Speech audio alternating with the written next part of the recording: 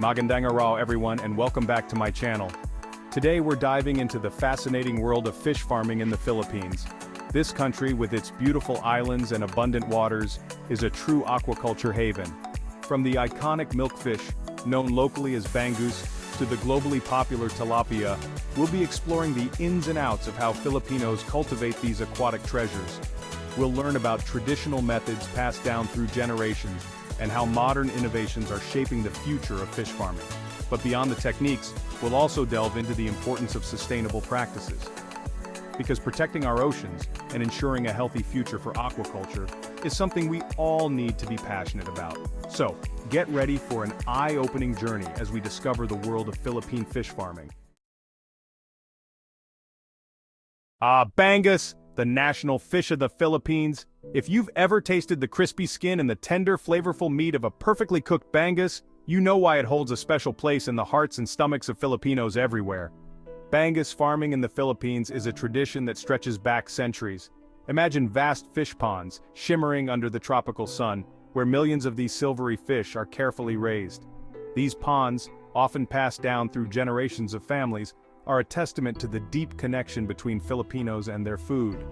The process starts with tiny Bangus fry, collected from the wild or from hatcheries, and carefully transported to the fish ponds. These ponds are meticulously managed, with the farmers paying close attention to water quality, oxygen levels, and the feeding needs of their growing fish. Bangus are hardy creatures and they thrive in the warm Philippine waters. They're mainly herbivores, feeding on algae and plankton that grow naturally in the ponds, which makes them relatively sustainable to farm. But it's not without its challenges. Typhoons, diseases, and fluctuating market prices are just some of the obstacles that Bangus farmers face. Despite these hurdles, their dedication to this age-old practice continues to put food on tables across the nation. As we move through the farm, look at the way the sunlight dances on the water, reflecting the scales of the fish as they swim in their schools. It's a mesmerizing sight, and it speaks to the beauty and bounty of aquaculture. And the best part? Nothing beats the taste of freshly harvested Bangus, grilled to perfection with a squeeze of calamansi and a side of steaming rice.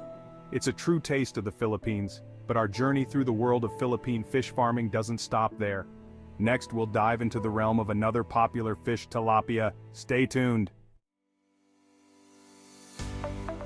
Now let's talk about Tilapia. It's a fish that's taken the world by storm, and the Philippines plays a major role in its global popularity. Known for its mild flavor and affordable price, Tilapia is a staple in many households. Tilapia farming in the Philippines is a blend of traditional practices and modern innovations. You'll find tilapia being raised in a variety of environments, from small backyard ponds to large-scale commercial operations. One of the reasons for tilapia's success is its adaptability. These fish can thrive in different water conditions, making them suitable for various farming methods. They're also incredibly fast-growing, reaching marketable size in a shorter time compared to some other species. The economic impact of tilapia farming in the Philippines is significant. It provides livelihoods for countless Filipinos, from the farmers themselves to the workers involved in processing, transporting, and selling the fish. However, like any form of intensive farming, sustainability is a crucial consideration. Responsible tilapia farming focuses on minimizing environmental impacts by managing waste, preventing disease outbreaks, and ensuring the fish are raised in healthy conditions. As consumers, we can support sustainable tilapia farming by choosing fish that's been certified by reputable organizations that promote responsible aquaculture practices. And speaking of responsible aquaculture, our next stop takes us to the fascinating world of tiger shrimp farming. Get ready, it's going to be an interesting one. From the freshwater ponds, we now journey to the brackish waters of coastal areas where tiger shrimp reign supreme. These crustaceans are a prized delicacy, known for their firm texture and slightly sweet flavor. Tiger shrimp farming in the Philippines is a meticulous process that demands precision and care. Imagine large rectangular ponds filled with brackish water, carefully monitored for salinity, temperature, and oxygen levels. The life of a farmed tiger shrimp begins in hatcheries, where tiny larvae are nurtured in controlled environments. Once they grow into juveniles, they're transferred to the ponds, where they feed on a specially formulated diet. The demand for tiger shrimp is enormous, both domestically and internationally. The Philippines is one of the world's top producers, exporting these tasty crustaceans to various countries. However, tiger shrimp farming has faced its share of controversies. Concerns about habitat destruction, water pollution, and the use of antibiotics have led to calls for more sustainable practices. Responsible tiger shrimp farming is crucial for the well-being of our oceans and the livelihoods of those who depend on this industry. Look for certifications that ensure the shrimp you're buying has been farmed in an environmentally and socially responsible manner. Next, we're diving into the world of another unique and fascinating creature, the alamango or mud crab. Stay with me. Chapter 4. Mud Crabs and Mangroves. The story of alamango farming.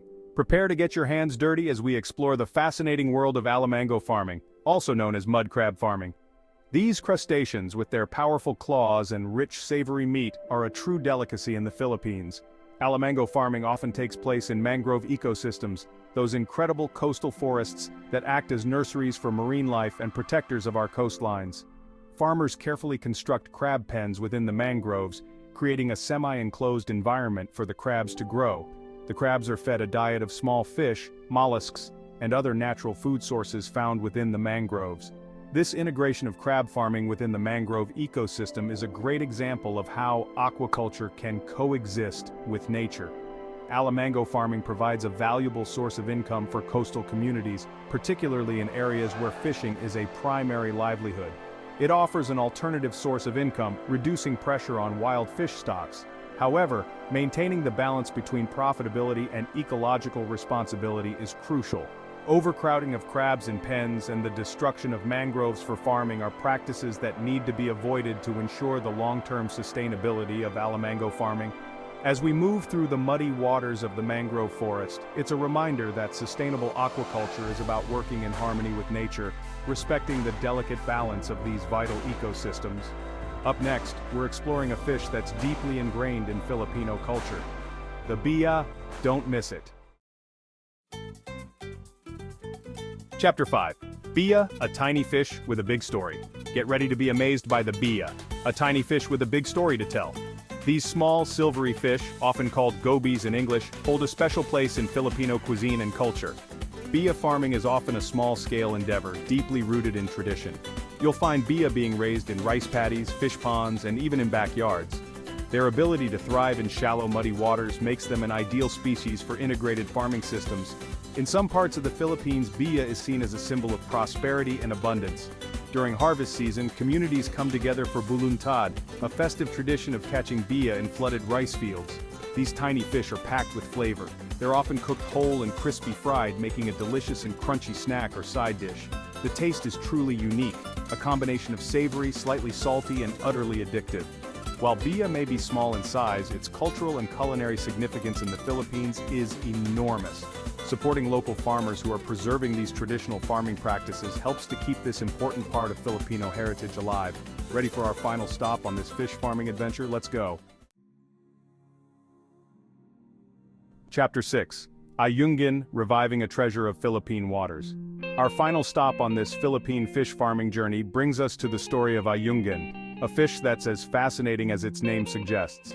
Known as silver perch in English, Aungan is a prized fish known for its delicate flavor and high nutritional value. Aungan farming in the Philippines is experiencing a resurgence thanks to efforts to revive this once thriving industry. Traditional methods, often involving bamboo cages placed in rivers or lakes, are being combined with modern techniques to enhance production. The cultural importance of Aungan in the Philippines is deeply rooted in history. This fish was once abundant in rivers and lakes, a staple in the diets of communities living near these water bodies.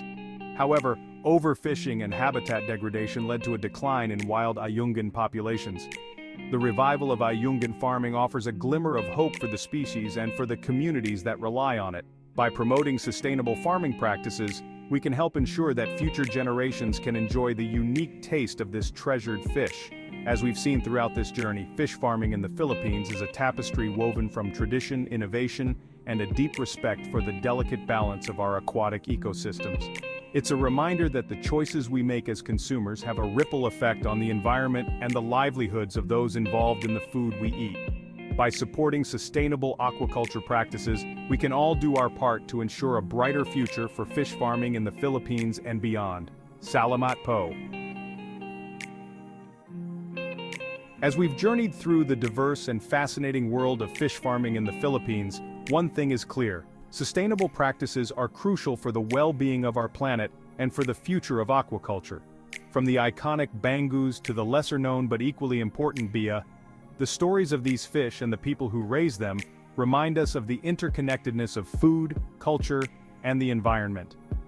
Thank you for joining me on this incredible adventure.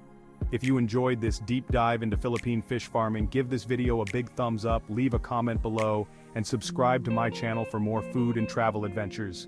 Until next time, Ingat.